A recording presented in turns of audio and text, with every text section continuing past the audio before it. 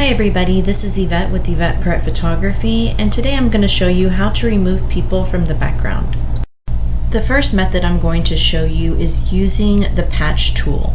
The patch tool, you're going to grab a piece of the photo that you do not want and then move it over to an area that you do like. This is a very good method for taking people out of the background. It's not the only method though.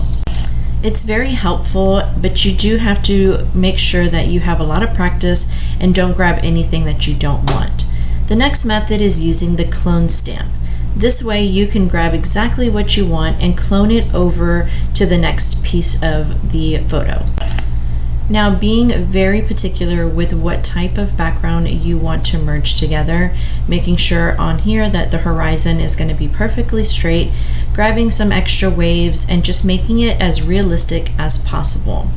Now, when you move over to, say, a subject that you do not want to clone, the best way is grabbing the subject with the lasso tool, and you're going to get all the piece of the subject that you do not want to be cloned, and then you're going to invert the photo. So you're going to go to select, inverse, and it's going to grab the background.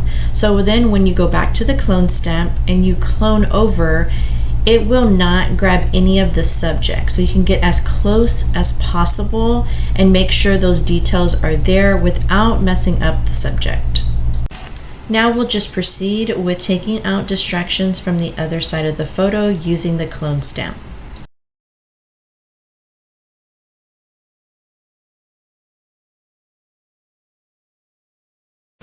Now sometimes you will have just trial and error, making sure that you get it right, but once you know how to use this, it's a perfect way to remove distractions in your photos.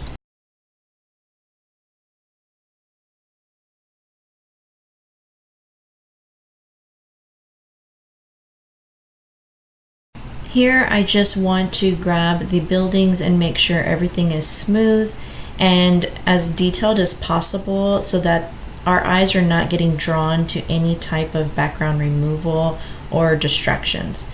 Here I'm just making sure that the building is looking good and it's tied into the water.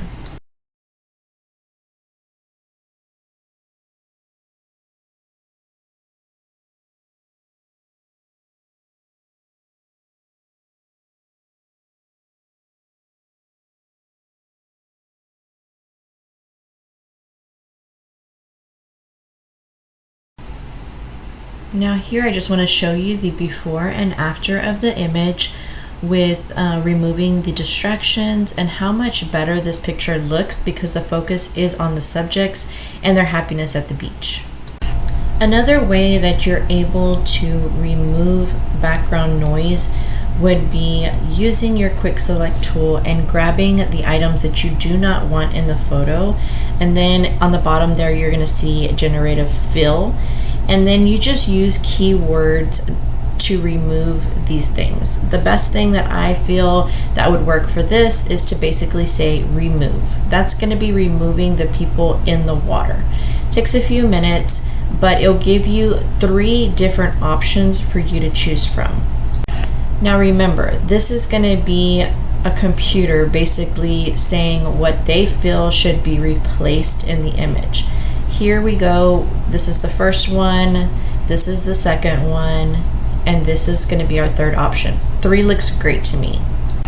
Now sometimes you don't get so lucky, so you'll have to use other keywords. You can also put remove people and see if it gives you a different option. It's always going to be in 3s, so you can look through those and see what's going to be the best option for you.